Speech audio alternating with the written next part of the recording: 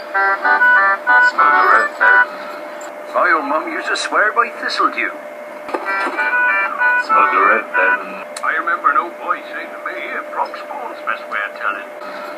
My old mum used to swear by thistledew. Smell the red then. Ahoy everyone, Jez here. It's been a while. Lots of things been going on as always. You can see I'm out on the dinghy this morning. I've been doing a little bit of work on the old girl. There she is.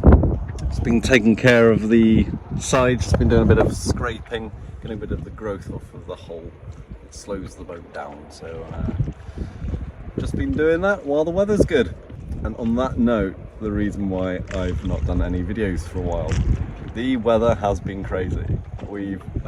I've experienced my first 40-mile-an-hour winds twice now, and that has been quite something. So last week I had my first set of 40-mile-an-hour winds. I knew it was coming, so I seeked shelter. I moved back into Poole Harbour rather than the rather wonderful Studland Bay. So I went back to Poole Harbour to seek shelter, and it was still insanely rough. Yeah, I mean, I was kind of expecting calmer waters in the harbour, but I was not that lucky. So the winds picked up all throughout the day, and then into the night, and then the following day, during the daytime, was when the weather was at its worst. And a number of things on the boat broke, just superficial things. Plastic clip that keeps the tiller up. I'm now just using cord to do that instead. An actual bolt keeping a pulley connected to a block came undone. Luckily I found the bolt on the side of the boat waiting for me in the strong winds, so I quickly repaired that, and then just a few minutes later it just did it again. The wind just and the vibrations just forced the bolt out. Fortunately I never lost the bolt, so that's all fixed up again now. What else happened? There was a third thing. Yeah, it'll come to me. Unless the third thing of course is the dinghy.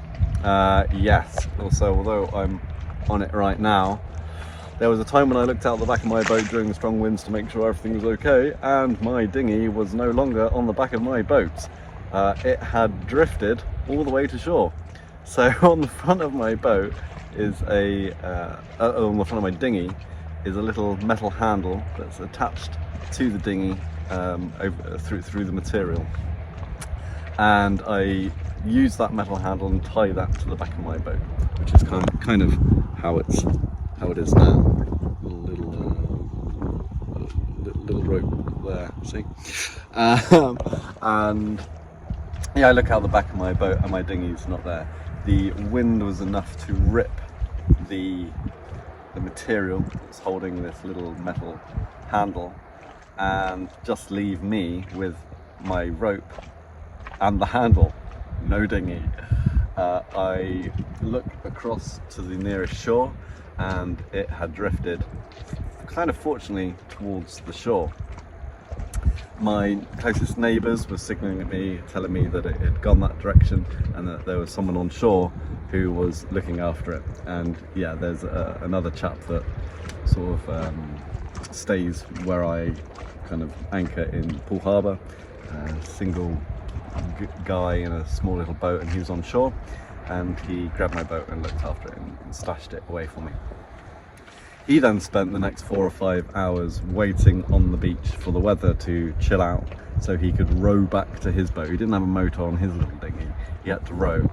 He attempted it a few times and he would get out and then the wind would just be too strong, the swell in the water was just too massive, and he just would go back to shore.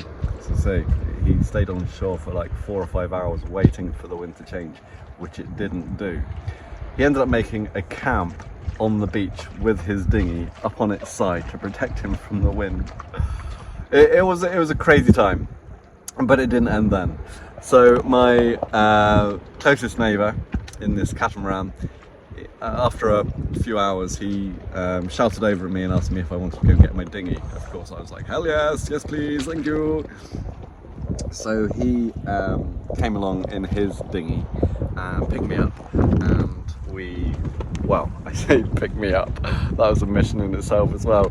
He came to the back of my boat, and I was hanging on the back of my boat ready to get onto his little dinghy, and there was a point when I was thinking, neither of us really thought this through so much, because the waves are doing this. I'm on the back of my boat, he's in his dinghy trying to pick me up, looking at the back of my boat like, how am I going to safely get to you? It was like Capt'n factor. It was incredible. I really enjoyed it, to be fair. I managed to grab the front of his dinghy from the back of my boat, and I remember putting my foot into his dinghy as the swell like dropped away, just leaving my foot sort of dangling, and then he sort of like backed off, and then we came and did it again, and I pretty much just sort of I was going to say I leapt into his dinghy, but that's not quite true. That sounds quite rash and unsafe. That's not quite how it was, but in my head it was a little leap of faith into his dinghy. Anyway, I got in his dinghy, totally fine. We got to shore. We picked up the other guy, so my catamaran neighbour could take him back to his boat, and I got dropped off to pick up my dinghy, which yeah, I managed to get back safely in some rather choppy waters. I now tied up the dinghy in a different way, using two of the other clips that remain on my boat, but I am obviously aware that that's not perfectly secure. And then at the weekend just gone, a couple of days ago, we had 40-mile-an-hour winds again. This time my friend Wayne had come over to stay for a few nights, first time on the boat. And yeah, unfortunately we had 40-mile-an-hour winds again. This time I decided to stay at Studland Bay. The protection at Poole Harbour wasn't what I imagined, so I figured it's probably going to be the same at Studland Bay. So I figured I would see what it was like. In preparation of the wind coming and my friend staying on board, I set up my anchor in a new way. I pretty much let out all the chain, the maximum I have, it's about 40 metres. Connected the snubber to some rope with a alpine butterfly knot, which spreads the pressure from the one end into two ends, and then they're on a cleat each on the bow of my boat, so the chain and the anchor isn't actually being snagged on the winch itself, it's now separated out onto these two cleats. And ultimately it was a much smoother night. My friend Wayne, he there's a few times when he was saying, we'll be alright though, won't we? And yeah, we'll be fine. And then the rest of the time he was just like, wee, woo, as we were being bashed about. It was a lot of fun. We watched a few films that were very atmospheric during this rough time. We started with Jaws, which was hilarious, and then we moved on to All Is Lost, a film I've never seen before. Robert Redford plays a solo sailor who's out in the ocean on his boat, and he wakes up all of a sudden because there's a shipping container attached to his boat and there's water coming in right where his radio was, which now doesn't work. And everything he tries to do, so I'll try not to spoil it too much, but basically he fixes the hole, and then something else worse happens, and then he fixes that, and then something else worse happens. He ends up just on his life raft. All is lost. It was intense. It was nightmare fuel. I'm not sure I want to see it again. It was an amazing film, don't get me wrong, but it was just maybe a little bit too real. I kept on saying to Wayne, like, I am literally living through this right now. My head was in my hands. I was just like, oh my God, no. It was amazing. And then after that, we watched a true film called Adrift, which is about a couple adrift at sea. with the bad weather, it was amazing. Highly recommended to get in a boat and watch some terrifying films about being lost at sea. I might even set up my own little cinema experience just for that. Incredible. Anyway, since then the weather has got better. As you can see, it's just blue skies, crystal clear waters, and very nice. I did have Border Patrol come over and see me the night after the rough weather. I think just to make sure we were okay, but you know, they asked other questions like whether we were British and whether the boat was mine and registered and all that sort of stuff. But it's all good, not doing anything wrong. It is registered, it is mine. So yeah, that was interesting. Yesterday went to the shore over there. I didn't realise until recently, just a couple of days ago, that is actually a nudist beach. Not over there and not down there, but in the middle of this huge beach is a nudist beach. So if you want to get to either end of the beach, you have to walk through a nudist beach, which just makes me laugh. But yeah, no, me and Wayne went to a little cafe, got some pastries in the morning, which was lovely. Yesterday I went back to shore and actually took a walk around Studland itself, found the local shop for local people. It was amazing. I wanted some mayonnaise for my eggs to make some egg mayonnaise. The shop didn't have any mayonnaise.